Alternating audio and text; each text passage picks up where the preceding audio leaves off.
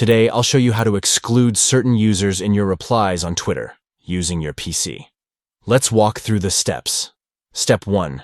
Start by opening Twitter and locating the post to which you want to reply. Take your time to find the specific tweet you wish to respond to. Step 2.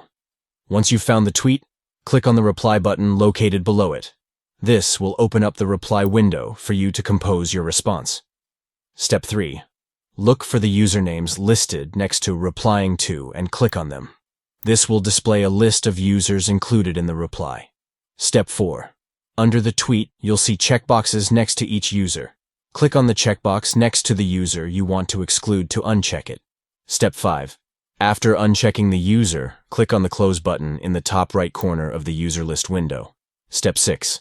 Now, all you need to do is type out your reply in the text box provided and hit the reply button to post your response while excluding the selected user. By following these straightforward steps, you can tailor your replies on Twitter by excluding specific users as needed. Enhance your Twitter interactions and conversations with this simple exclusion feature. Thank you for watching and enjoy customizing your replies on Twitter to suit your preferences and needs.